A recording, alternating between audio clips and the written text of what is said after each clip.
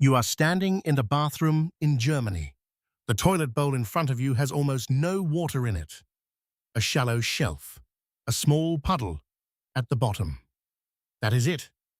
Now you fly home to the United States. You walk into your bathroom. The bowl is full. A deep pool of standing water, 6, sometimes 7 inches across every single time you look at it. Same function, same basic design, completely different result. Almost nobody asks why. Here is what the rest of the world uses. It is called a washdown toilet. Waste falls from a high shelf directly into a small amount of water at the bottom of the bowl. Gravity does the work.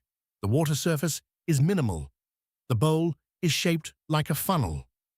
Here is what the United States uses. It is called a siphonic toilet. The bowl holds a large pool of standing water at all times. When you flush, the entire pool moves, not down. Sideways first, then down, through a curved internal pipe hidden inside the porcelain. The water is not passive. The water is the engine.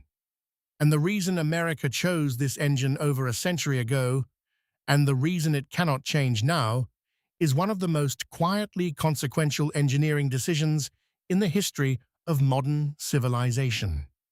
Here is what actually happens when you flush an American toilet.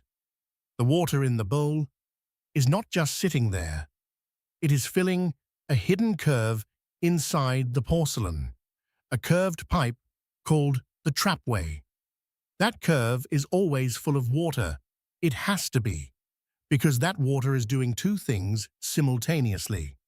First, it creates a seal. Sewers are not clean places. They are full of hydrogen sulfide, methane, and bacteria. Without a permanent water barrier between your bathroom and the sewer below, those gases travel upward, directly into your home. Silently, constantly. The water blocks that path. But the second function is more remarkable. When you flush, a surge of water from the tank enters the bowl at high pressure. That surge pushes the standing water forward into the trapway curve, and at that exact moment, a siphon activates. The water begins pulling itself. The curve creates negative pressure. The contents of the bowl are not pushed down. They are sucked down. The entire bowl empties completely in under 4 seconds. That is not plumbing. That is physics. A self-reinforcing vacuum generated by the shape of the pipe and the volume of water triggering it. A washdown toilet cannot do this. It does not have enough water. It does not have the curve.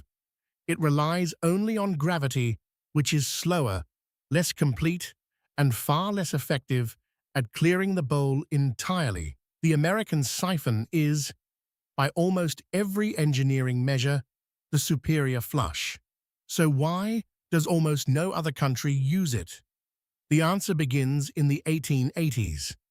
American cities were growing faster than any cities in history. New York, Chicago, Philadelphia, Boston. They needed sewers, and they needed them immediately. The infrastructure went in, at scale, all at once, standardized around one toilet design, the siphonic flush. Pipe diameters, slope gradients, vent stack heights. Everything was calculated for a toilet that moved a large volume of water fast. European cities were doing the same thing, but their infrastructure was built around a smaller, slower washdown flush, less water volume, different pipe dimensions, different standards written into different building codes. By 1900, both systems were embedded in concrete across 2 continents. Here is the clearest way to see the difference. An American plumber and a German plumber are looking at the same sewer pipe. The American pipe is wider. The slope is shallower. The American system needs more water moving faster to work correctly. The German system is designed for less. Neither is wrong, but neither is interchangeable. And by the time anyone thought to ask which design was better, the answer no longer mattered. The pipes were already in the ground. This is path dependence. The most consequential decisions are not the ones made carefully. They are the ones made quickly, under pressure, at the beginning, before anyone understood the long-term costs. In 1992, the United States Congress passed the Energy Policy Act. One provision mandated that all new toilets sold in America could use no more than 1.6 gallons per flush. The previous standard was 3.5 gallons. Some older models used 7. The intent was conservation. The result was a national plumbing crisis. The siphon requires a minimum water volume to trigger. Below that threshold, the negative pressure does not build. The flush does not complete. The bowl does not clear. Early low-flow toilets failed at this threshold almost every time. Hardware stores reported a black market for old high-flow tanks. Americans drove across the Canadian border to buy toilets. Building contractors stockpiled pre-1992 fixtures in warehouses. The problem was not the water. The problem was the pipe system built around the water. American sewer pipes were installed at a shallower slope than European systems precisely because they expected high water volume. Reduce the volume and the velocity drops. Reduce the velocity and solid waste stops moving through the pipe. It sits.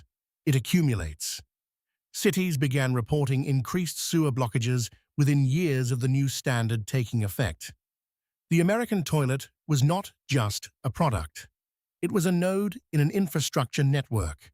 Change one node, and the rest of the network begins to fail. Engineers did not abandon the siphon. They rebuilt it. Toilet manufacturers spent nearly a decade redesigning the internal trapway geometry. Wider curves, steeper angles, glazed ceramic interiors to reduce friction. The goal was to trigger a complete siphon with 1.6 gallons instead of 3.5. It took until the late 1990s to get it right. Today, a high-efficiency American toilet uses as little as 1.28 gallons per flush and generates a more powerful siphon than the original 7-gallon models from 1950. The geometry does the work that the water volume used to do, but the standing water in the bowl remains. It has to. Without it, the trapway is empty, the sewer seal breaks, and the next time you flush, you are not creating a vacuum. You are just pouring water into a dry curve and hoping gravity is enough. It is not enough. It has never been enough. That is why the water is there. Every American toilet holds that pool of water because in the 1880s, cities needed sewers immediately and chose a design that worked. That design required a specific infrastructure. That infrastructure required a specific water volume. And that water volume became a standard written into every building code, every pipe specification, and every plumbing exam in the country. The rest of the world made a different choice at the same moment. Neither was wrong. Both were permanent. You have looked at that water your entire life without knowing what it was doing. It is not sitting there. It is working. If this changed how you see the ordinary things around you, subscribe to Simple Things, Hidden Truths. Every week we find the decision hiding inside the object you never thought to question. Share this with someone who has never once wondered why their toilet looks the way it does.